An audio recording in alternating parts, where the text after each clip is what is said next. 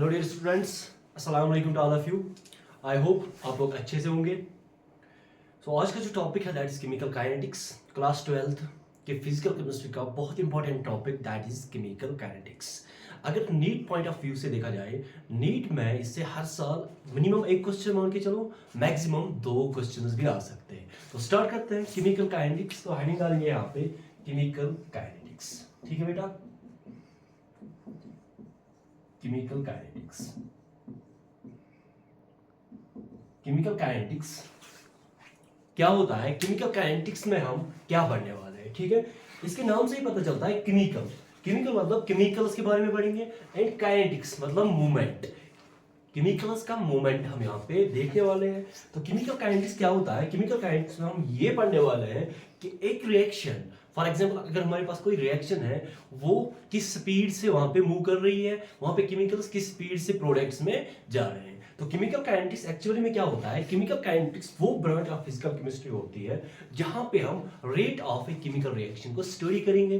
ठीक, ये एक पार्ट होता है, सब टॉपिक होता है इसका, जहां पे हम rate of a chemical reaction को स्टडी करेंगे।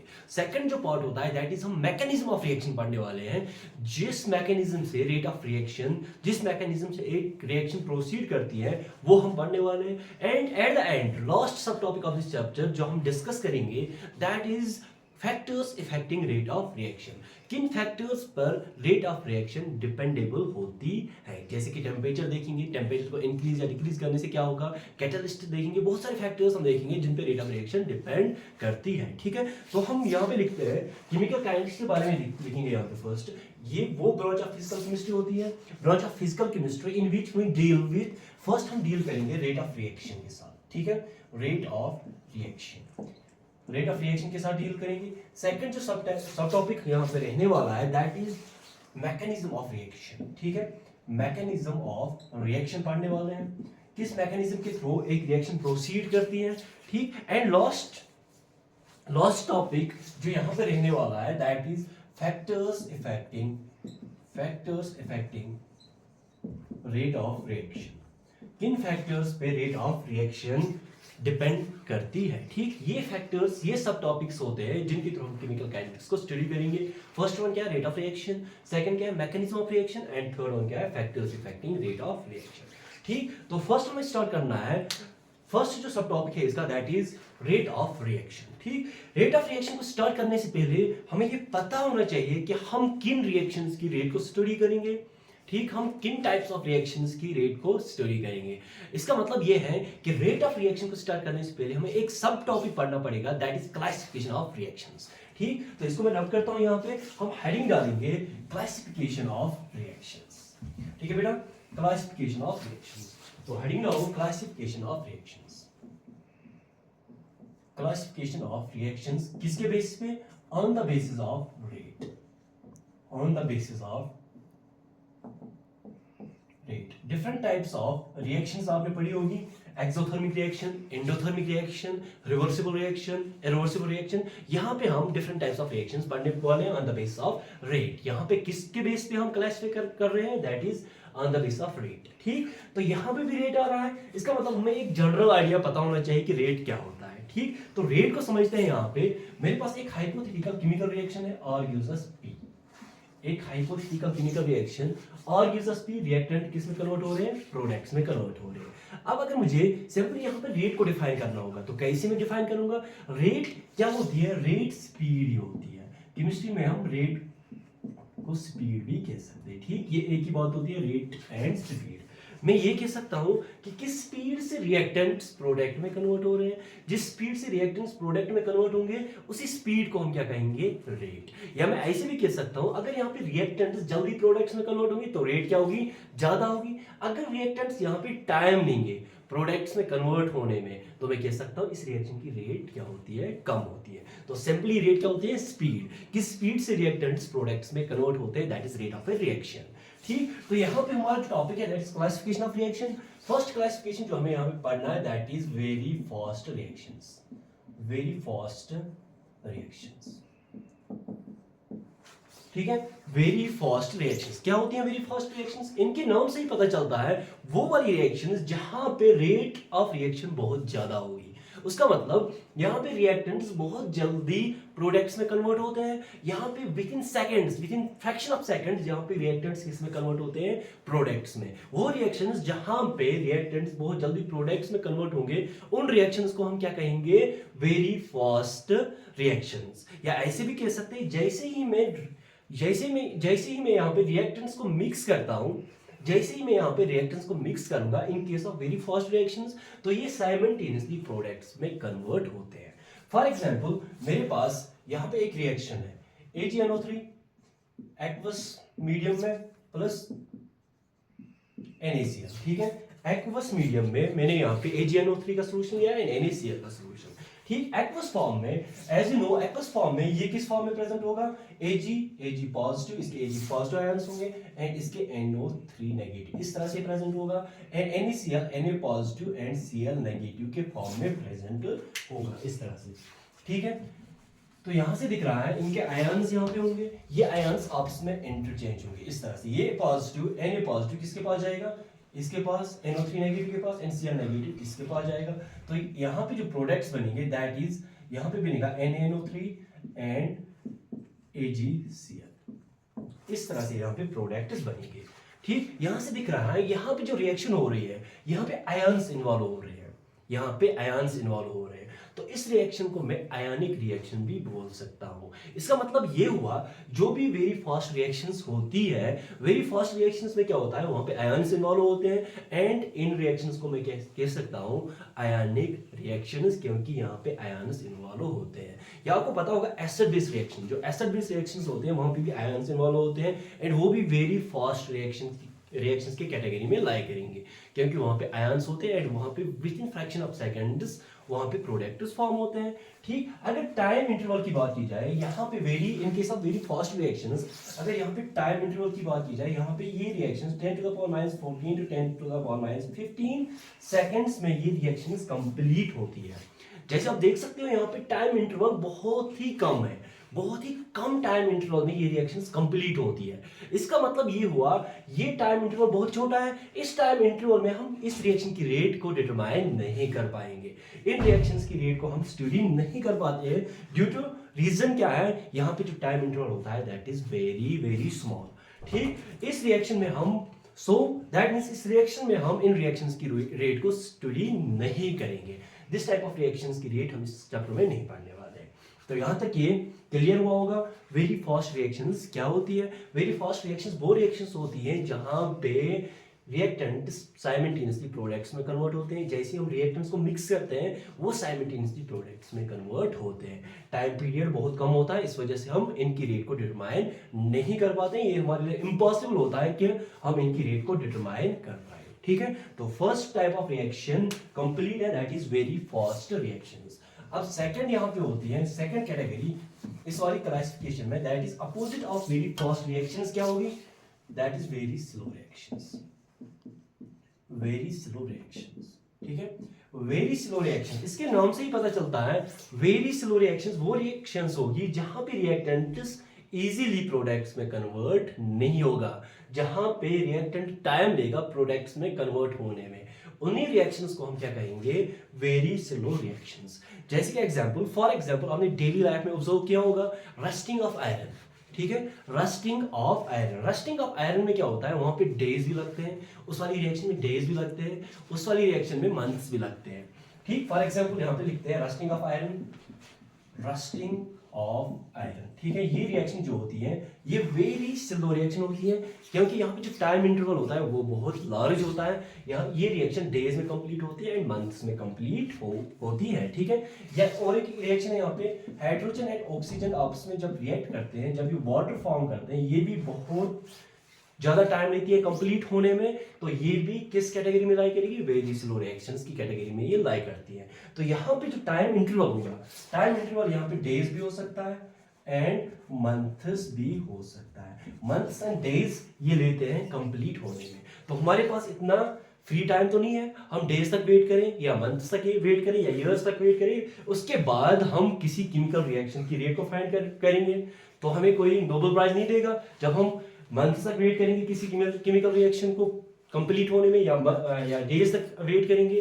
तो यहाँ पे ये कोई सेंस नहीं बनता है कि हम डेज वेट करें या मंथ्स तक वेट करें फिर जाके हम किसी केमिकल रिएक्शन की रेट को फाइंड करेंगे।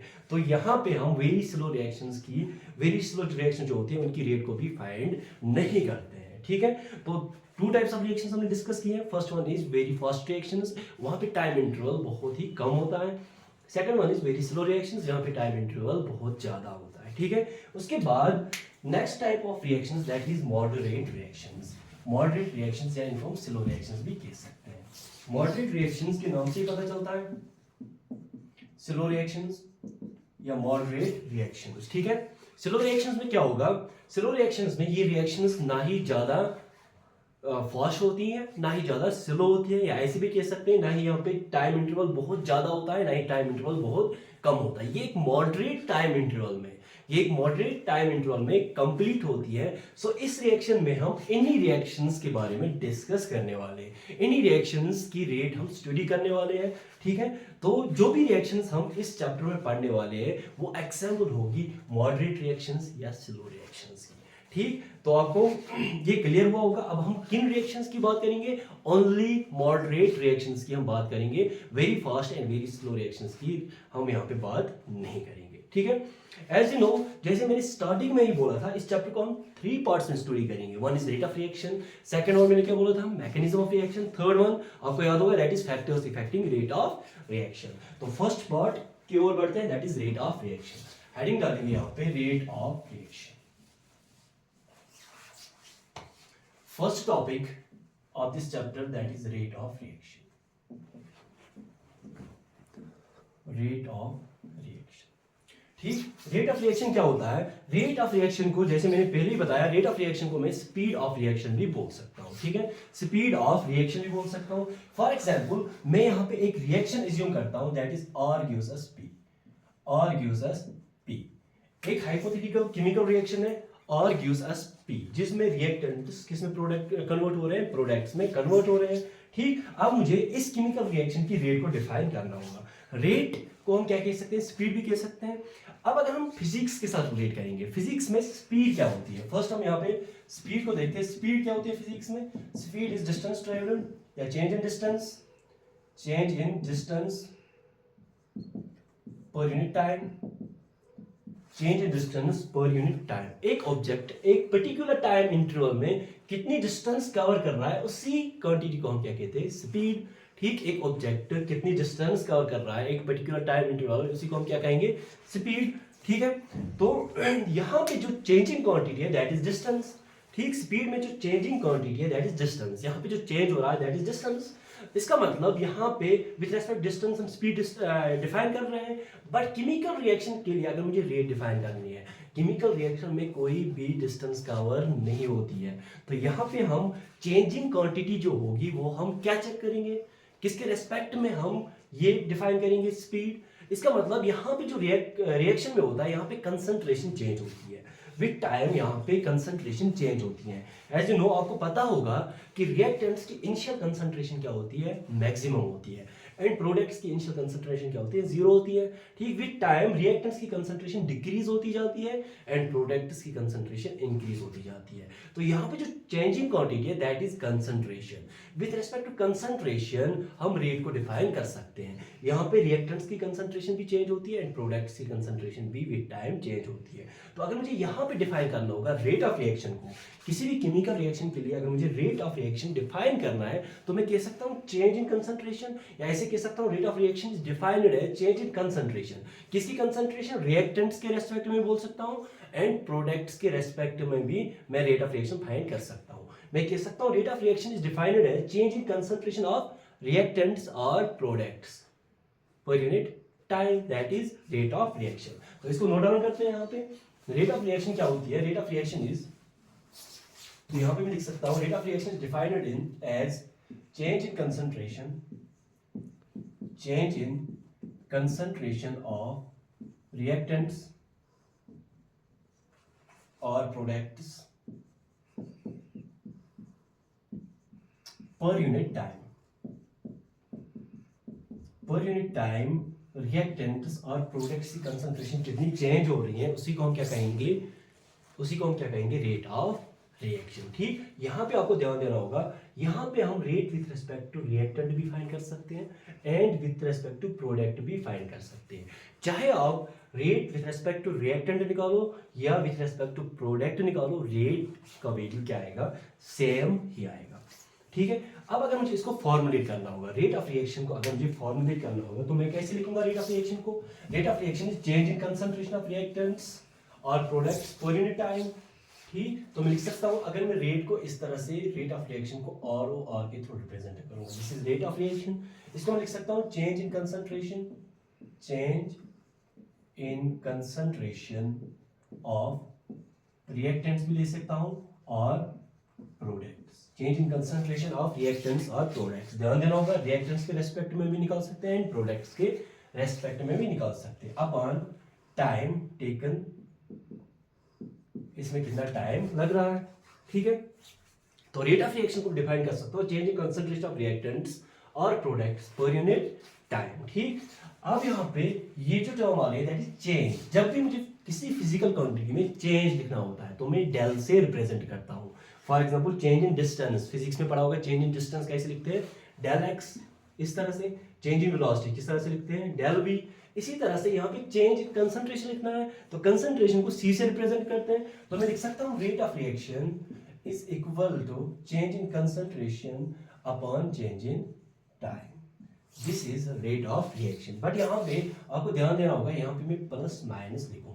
ये प्लस माइनस क्यों आ रहा है आगे जाके हम समझेंगे प्लस माइनस यहाँ पे क्यों आता है। तो रेट ऑफ रिएक्शन को मैं कैसे डिफाइन करूंगा, plus minus change in concentration, ये change in concentration with respect to reactant भी ले सकते हो, विद रिस्पेक्ट टू प्रोडक्ट भी ले सकते हो, अपॉन टाइम।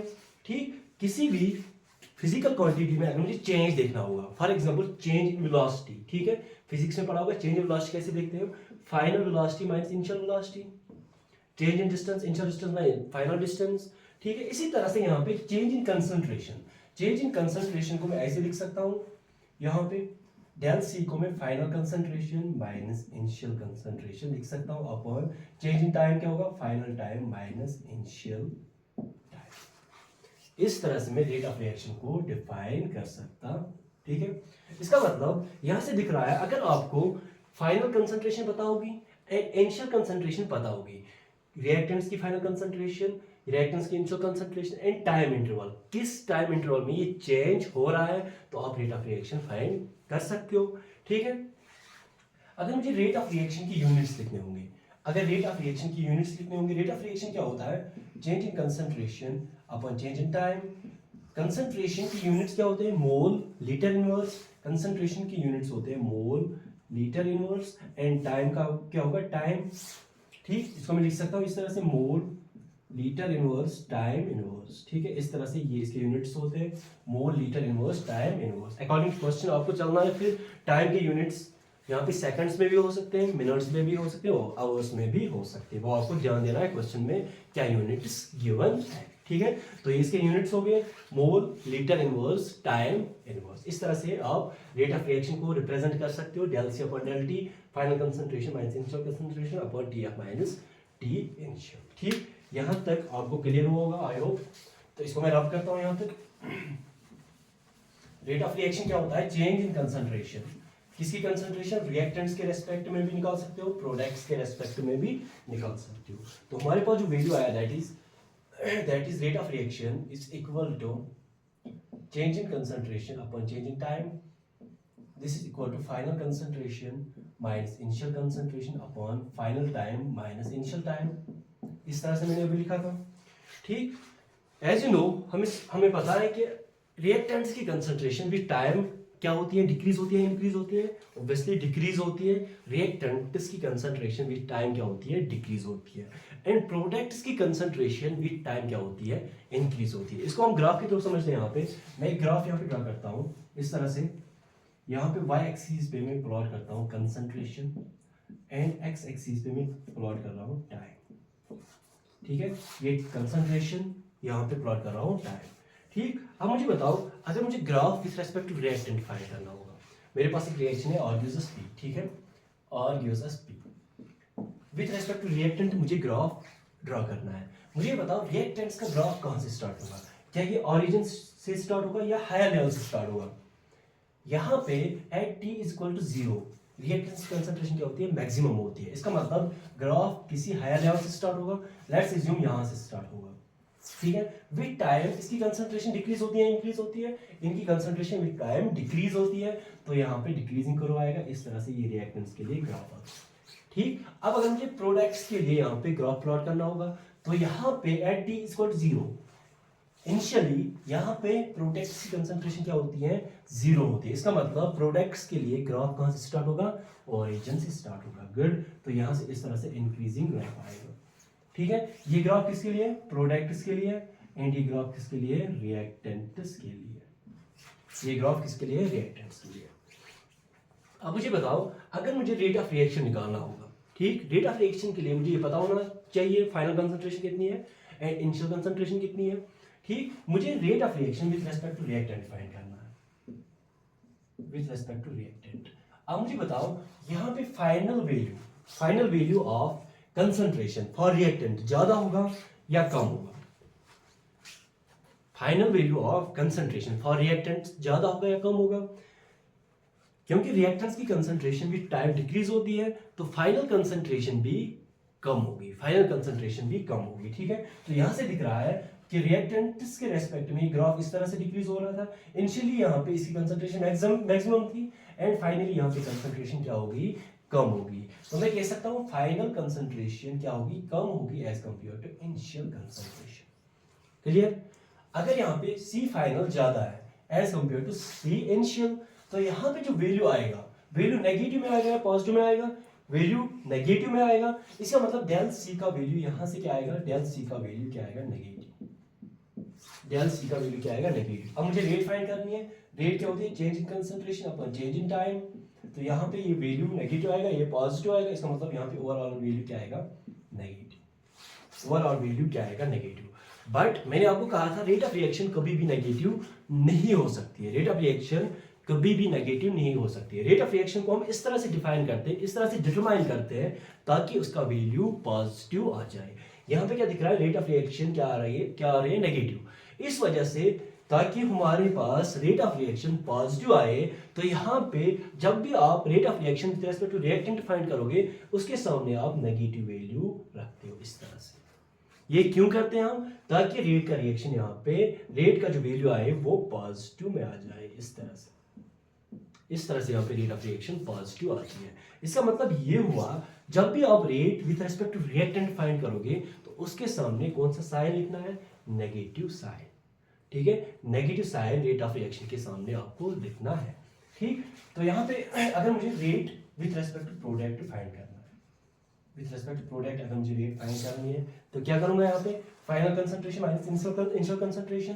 तो यहाँ पे फाइनल कंसंट्रेशन दिख रही है यहाँ पे ज्यादा होगी as compare to initial concentration, ठीक। With time products concentration increase होती है, तो फाइनल कंसंट्रेशन यहाँ पे ज्यादा है, तो यहाँ पे फाइनल वैल्यू ज्यादा होगा as compare to initial value for concentration. तो यहाँ पे डेल C का वैल्यू क्या आएगा? डेल C का वैल्यू यहाँ पे क्या आएगा? पॉजिटिव में आएगा। तो रेट ऑफ रिएक्शन यहाँ पे फाइंड करनी है। रेट ऑफ रिएक्शन किसके बराबर आएगी? Change in concentration upon change in time. तो ये वैल्यू यहाँ पे पॉजिटिव है, ये भी पॉजिटिव होगा, तो पॉजिटिव ही आएगा, ठीक है। तो रेट ऑफ रिएक्शन यहाँ पे पॉजिटिव आएगा, ठीक। जब भी आप rate with respect to reactant लिखोगे तो यहाँ पे पॉजिटिव साइन लिखना है। जब भी रेट विद रिस्पेक्ट टू आप रिएक्टेंट लिखोगे तो यहाँ पे नेगेटिव साइन आपको शो करना है ताकि रेट ऑफ रिएक्शन पॉजिटिव आ जाए, ठीक है। यहाँ तक क्लियर हुआ होगा? रेट ऑफ रिएक्शन अगर हम rate with respect to reactant find करेंगे तो नेगेटिव साइन लिखना है, विद रिस्पेक्ट टू प्रोडक्ट तो पॉजिटिव साइन लिखना है। तो जैसे मैंने फर्स्ट लिखा था इस तरह से plus minus change in concentration upon change in time, इस तरह से मैंने लिखा था। तो पॉजिटिव साइन किसके लिए आएगा? For products and negative sign किसके लिए आएगा? For reactants.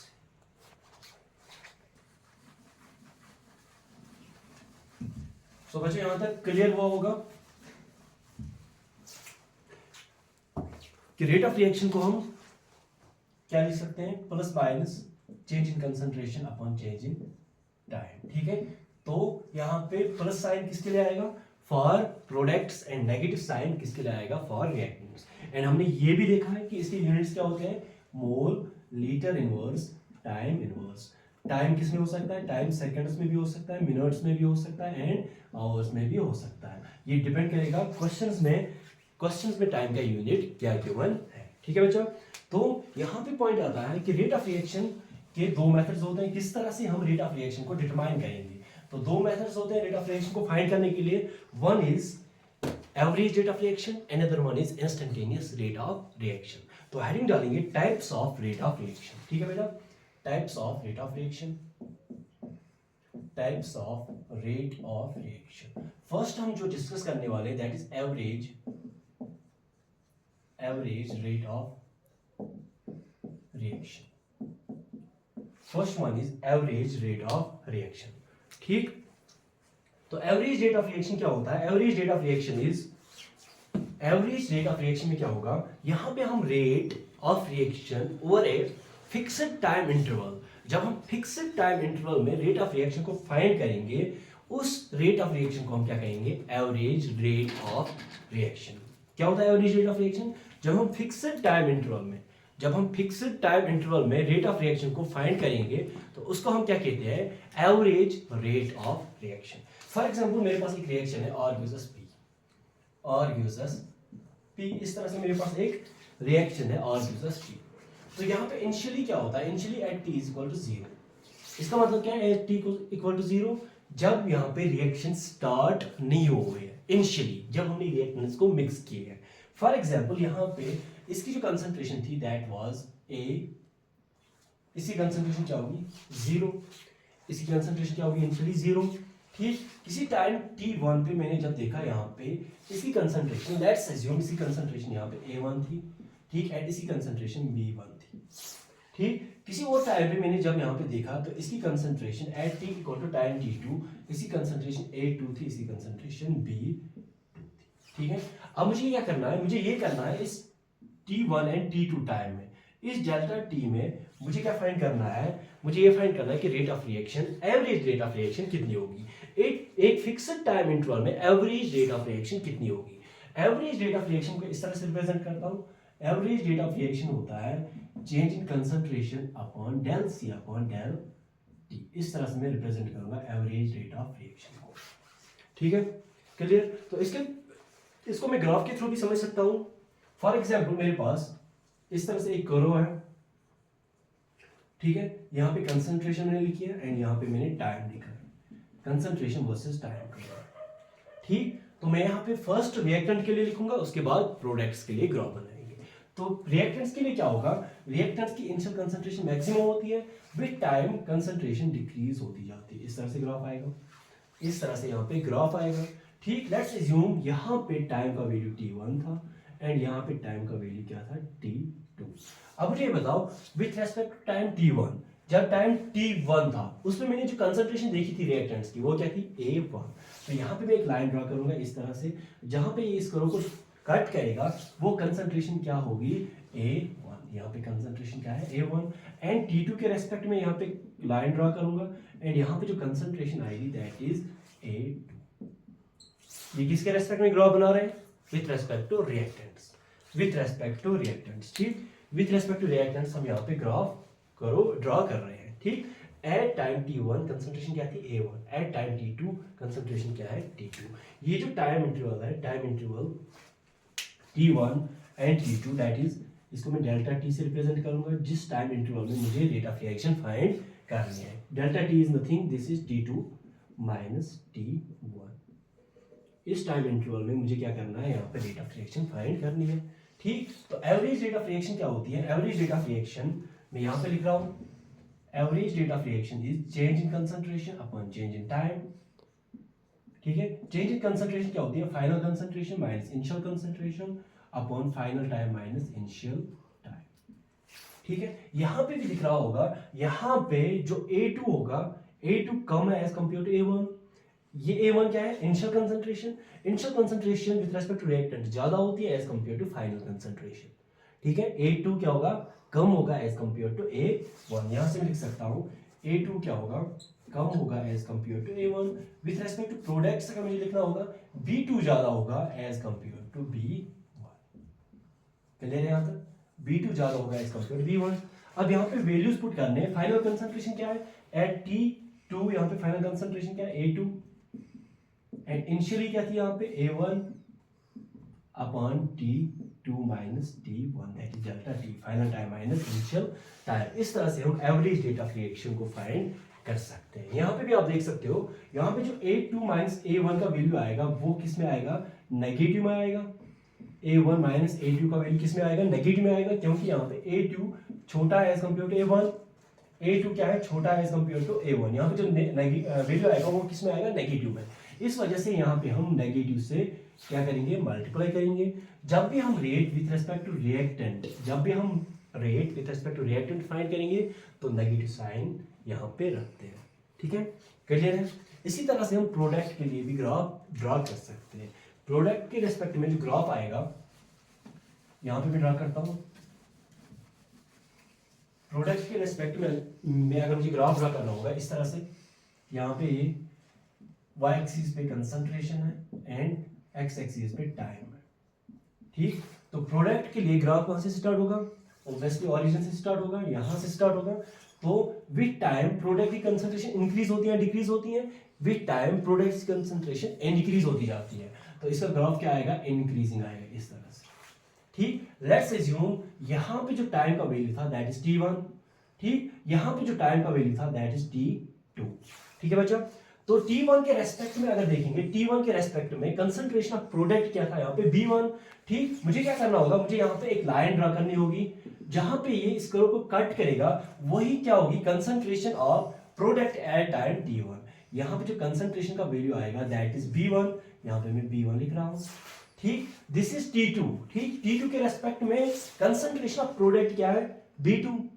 T2 के रेस्पेक्ट में कंसंट्रेशन क्या है, B2। अब मुझे ग्राफिक यहाँ पे प्लॉट करना है। किस तरह से प्लॉट करूंगा, T2 यहाँ से मैं एक लाइन ड्रा करूंगा जहां पे एक कर्व को कट करेगा, वही कंसंट्रेशन क्या होगी, वही कंसंट्रेशन ऑफ प्रोडक्ट होगी एट टाइम T2। तो यहाँ पे इसका वैल्यू क्या होगा, B2। ठीक, यहां से भी दिख रहा है B2 का वैल्यू ज्यादा होगा एज कंपेयर टू B1। ठीक है, फाइनल कंसंट्रेशन ज्यादा है as compare to initial concentration. यहां से भी हम देख सकते हैं प्रोडक्ट की कंसंट्रेशन इंक्रीज होती है विथ रेस्पेक्ट टू टाइम।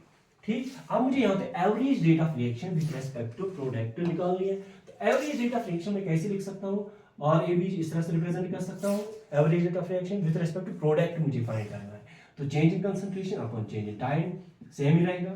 तो final concentration minus initial concentration upon final time minus initial time. इस टाइम इंटरवल में T2 minus T1 del T time interval में, एक फिक्स्ड टाइम इंटरवल में मुझे क्या करना है, रेट ऑफ रिएक्शन निकालनी है।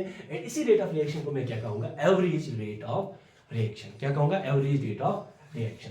तो फाइनल वैल्यू यहाँ पे रखो कंसंट्रेशन की, फाइनल वैल्यू क्या है, B2। इनिशियल क्या है, इनिशियल कंसंट्रेशन क्या है, B1 upon T2 minus T1। अगर आप ध्यान से देखोगे यहाँ पे B2 ज्यादा है एज कम्पेयर टू B1, ये वैल्यू किस में आएगा, पॉजिटिव में ही आएगा। ठीक है, तो रेट ऑफ रिएक्शन यहाँ पे पॉजिटिव में ही आएगा।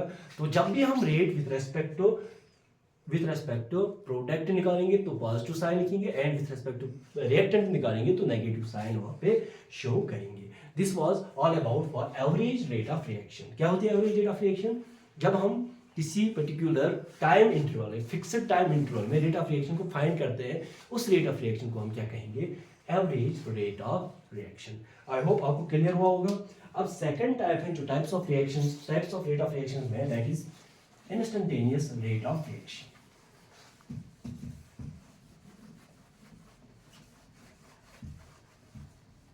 Instantaneous rate of reaction.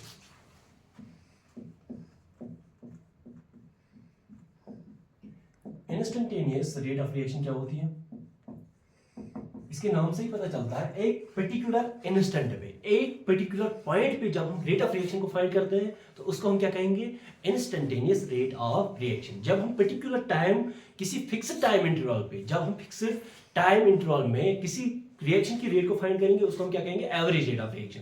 अगर हम किसी छोटे से टाइम इंटरवल में किसी पर्टिकुलर पॉइंट पे, किसी पर्टिकुलर इंस्टेंट पे रेट ऑफ रिएक्शन को फाइंड करेंगे उसको हम क्या कहेंगे, इंस्टेंटेनियस रेट ऑफ रिएक्शन। जैसे कि मैंने यहाँ पे एवरेज रेट ऑफ रिएक्शन कैसे इंडिकेट किया था, del C upon del T. ठीक है, तो मुझे क्या करना है, इस टाइम इंटरवल को बहुत ही छोटा करना है। टाइम इंटरवल को मुझे बहुत ही छोटा करना है, इसका मतलब मैं यहाँ पे लिमिट अप्लाई करूंगा टाइम पे, limit delta T tends to zero, limit delta T tends to zero, क्योंकि मुझे टाइम इंटरवल को बहुत ही छोटा करना है।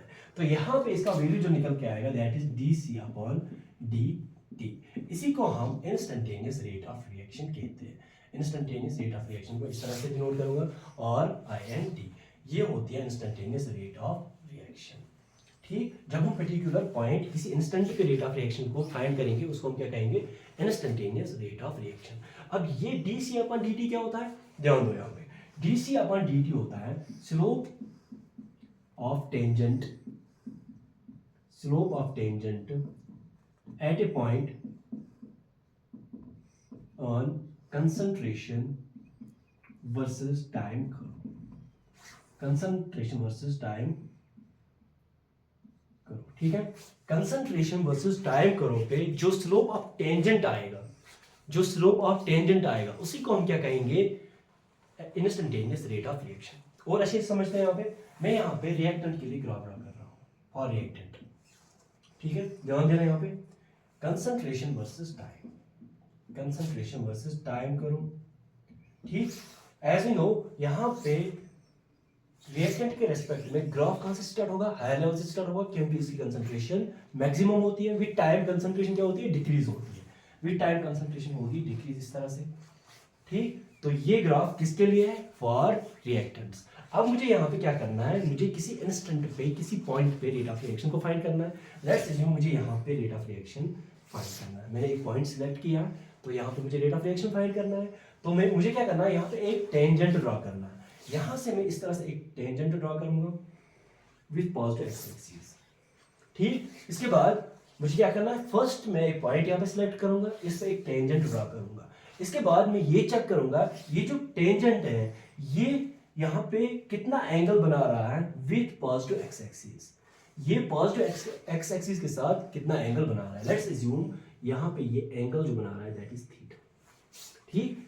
फर्स्ट आपको क्या करना है, एक पॉइंट एज्यूम करना है, इस करो पे एक पॉइंट एज्यूम करना है, एंड देन यहाँ पे एक टेंजेंट ड्रॉ करना है, जैसे मैंने यहाँ पे किया। उसके बाद आप ये चेक करोगे ये टेंजेंट कितना एंगल बना रहा है with positive x axis, and ये थीटा जो मैंने यहाँ पे एज्यूम किया, इस एंगल का वैल्यू क्या है, थीटा।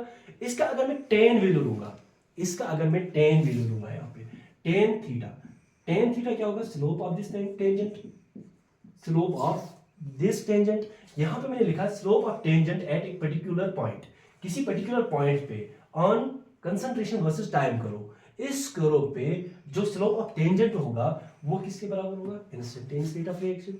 तो मैं लिख सकता हूं यहाँ पे इंस्टेंटेनियस रेट ऑफ रिएक्शन किसके बराबर होगा, टेन थीटा के बराबर। क्लियर है, टेन थीटा के बराबर यहाँ पे और इंस्टेंटेनियस आएगा।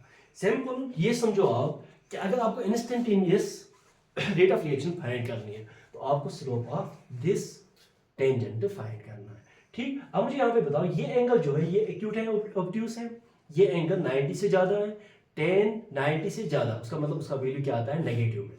तो यहां से दिख रहा है इंस्टेंटेनियस रेट ऑफ रिएक्शन का वैल्यू क्या आएगा, नेगेटिव आएगा।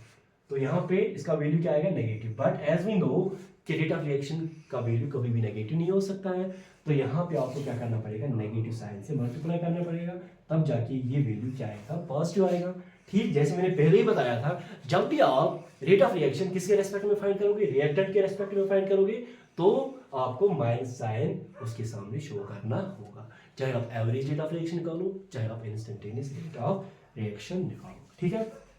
तो इसी तरह से हम प्रोडक्ट के लिए भी ये ग्राफ ड्रॉ कर सकते हैं। तो यहाँ पे हमने डिस्कस किया है instantaneous rate of reaction and average rate of reaction. Average rate of reaction क्या होता है, जब एक फिक्स्ड टाइम इंटरवल में हम रेट ऑफ रिएक्शन को फाइंड करेंगे तो वहां पे जो रेट ऑफ रिएक्शन निकल के आएगी that is average rate of reaction. Instantaneous rate of reaction क्या होता है, instantaneous rate of reaction is जब हम किसी पर्टिकुलर पॉइंट पे जब हम रेट ऑफ रिएक्शन को फाइंड करेंगे उसको हम क्या कहेंगे, इंस्टेंटेनियस रेट ऑफ रिएक्शन, ठीक है। और यहाँ पे आपको ध्यान रखना होगा, यहाँ पे जो स्लोप आएगा, स्लोप ऑफ टेंजेंट, जो आप इस वाली कंसंट्रेशन वर्सेस टाइम करो पे ड्रॉ करोगे, उसका जो स्लोप आएगा वही इंस्टेंटेनियस रेट ऑफ रिएक्शन के बराबर होगा with negative sign. I hope आपको क्लियर हुआ होगा। इसके बाद नेक्स्ट टॉपिक है हमारे पास, दैट इज अब यहां से केमिकल काइनेटिक्स स्टार्ट होती है, ठीक है बेटा। अब ध्यान से समझना, यहां से केमिकल काइनेटिक्स एक्चुअली में स्टार्ट होती है that is rate of reaction in the form of stoichiometric coefficient of reaction, in the form of stoichiometric coefficient of reaction, ठीक। In the form of stoichiometric coefficient of reaction हम rate of reaction को define करेंगे, ठीक। Rate of reaction को define करेंगे। तो यहाँ पे क्या है, मेरे पास एक हाइपोथेटिकल केमिकल रिएक्शन है N1A plus N2B gives us N3C plus N4D। ये एक हाइपोथेटिकल केमिकल रिएक्शन है। अब यहाँ पे बहुत सारी टर्मिनोलॉजीज आएगी जो आपको ध्यान रखनी है।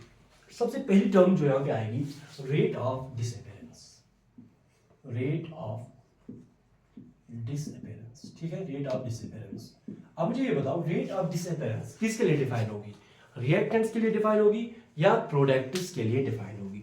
डिसअपियर कौन हो रहा है किसी केमिकल रिएक्शन में, डिसअपियर कौन होता है, रिएक्टेंट्स डिसअपियर होते हैं एंड प्रोडक्ट्स फॉर्म होते हैं, ठीक। इसका मतलब रेट ऑफ रिएक्शन किसके लिए डिफाइन होगा, ओनली फॉर रिएक्टेंट्स। ये आपको ध्यान रखना होगा, जब भी मैं रेट ऑफ डिसअपियरेंस लिखूंगा ये किसके लिए डिफाइन होगा, फॉर रिएक्टेंट्स।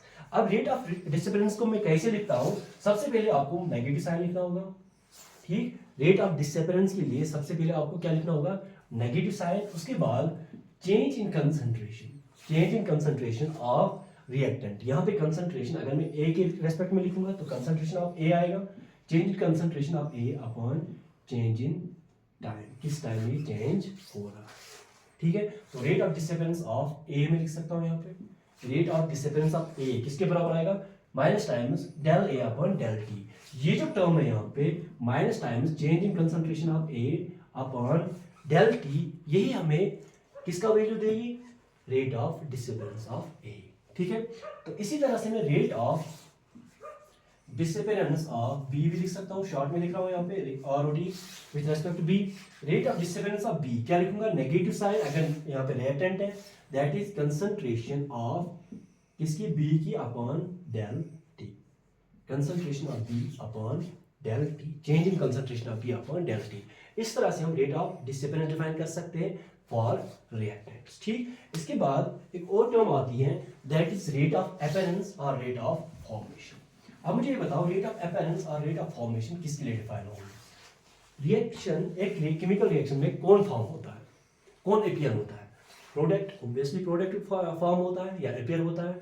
तो मैं कह सकता हूं जब भी मैं रेट ऑफ फॉर्मेशन लिखूंगा वो किसके लिए डिफाइन होगी, वो प्रोडक्ट्स के लिए डिफाइन होती है, ठीक है। तो यहां पे मैं लिख सकता हूं रेट ऑफ अपीयरेंस और फॉर्मेशन, रेट ऑफ अपीयरेंस और फॉर्मेशन विद रेस्पेक्ट टू सी। अगर मुझे लिखना होगा तो मैं लिखूंगा रेट ऑफ अपीयरेंस और फॉर्मेशन ऑफ सी। तो यहाँ पे नेगेटिव साइन लिखने की जरूरत नहीं है, सिंपली पॉजिटिव में लिखेंगे, दैट इज इस तरह से मैं लिखूंगा चेंज इन कंसंट्रेशन, किसी concentration del C upon del T, del C upon del T. ये जो वैल्यू आएगा ये वैल्यू किसके बराबर होगा, rate of appearance and rate of formation, ठीक है। इसी तरह से मैं रेट ऑफ अपीयरेंस या फॉर्मेशन किसके लिए डिफाइन कर सकता हूं, डी के लिए।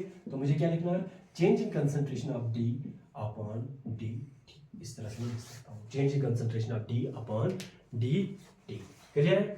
तो रेट ऑफ अपीयरेंस या रेट ऑफ फॉर्मेशन किसके लिए डिफाइन होगा, ये प्रोडक्ट्स के लिए डिफाइन होगा, एंड रेट ऑफ डिसअपियरेंस किसके लिए डिफाइन होगा, रेट ऑफ डिसअपियरेंस रिएक्टेंट्स के रेस्पेक्ट में डिफाइन होता है, ठीक। इसके बाद हमें डिस्कस करना है rate of reaction in the form of rate of disappearance and rate of appearance, वो हम नेक्स्ट लेक्चर में कवर करेंगे। तो मिलते हैं नेक्स्ट लेक्चर में, अल्लाह हाफिज।